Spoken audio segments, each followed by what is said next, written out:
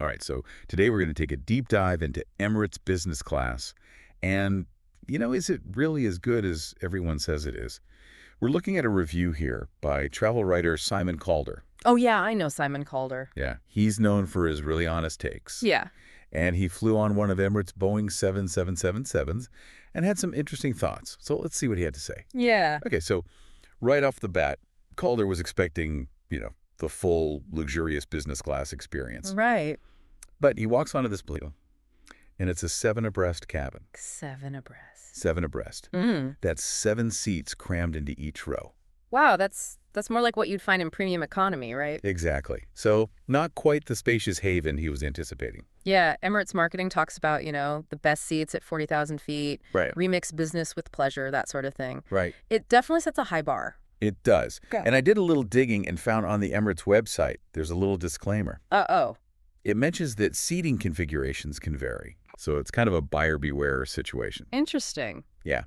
Now let's get into the seats themselves. Calder describes them as being pretty narrow, even going so far as to call them coffin-like. Oh, my God. I know, right? Yeah.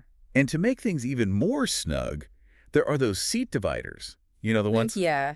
They reduce the width even further. So you're really boxed in. Yeah, he actually compared the experience to sitting in a dentist's chair. Okay, but hopefully with much better service. Oh, definitely. Hmm. But that anecdote really gets to the heart of the matter. Yeah. Just because an airline says something is luxurious doesn't automatically mean it will be. Right. Makes you wonder, are there airlines having similar issues? This kind of inconsistency in their business class offerings. Yeah, that's a great question.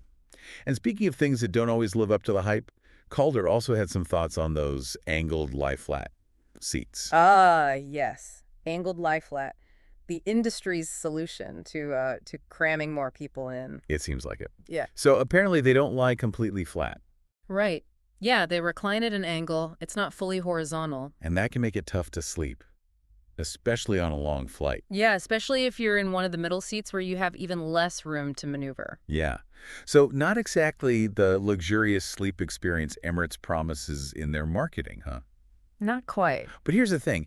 Even with these downsides, Calder did give the cabin crew a lot of praise. Okay, so there were some redeeming qualities. Absolutely. He mentioned excellent service, prompt tea service, all those positive little things. That's interesting. So maybe the service can sometimes make up for a less than ideal seat. Right. Maybe. And in response to Calder's review, Emirates did release a statement. They talked about their ongoing fleet refurbishment program, emphasizing their commitment to customer comfort. So they are aware of the issues and working to improve. Yeah. But their statement is all about the future, Yeah. right? What about the people who are flying right now? Right. What if you booked a flight today? How do you know if you'll be on an older plane or one of these newly refurbished ones? Yeah. Good question. So should airlines be more upfront about these potential differences in their business class offerings? Especially when you consider the premium price people are paying. That's a really good point because passengers nowadays, they do their research, they value transparency. Exactly. If an airline is honest and upfront about it, passengers can make informed choices based on their preferences, what they're looking for. Yeah, it's all about setting those realistic expectations. Yeah, absolutely. Which brings us to Calder's final verdict. And it might surprise you. He actually recommended sticking with Emirates Economy Class, at least until the refurbishment program catches up. Really? Wow. He was reviewing business class and he recommended economy. That's a bold statement. It is. It makes you think, is the potential discomfort worth the extra cost of business class? Or would you be better off in economy, maybe with a more comfortable seat? It's a tough call. I mean, what are your priorities when you're flying? Is it all about that lie-flat bed or is it more about, I don't know, the service, the other perks? That's exactly the question. What matters most to you?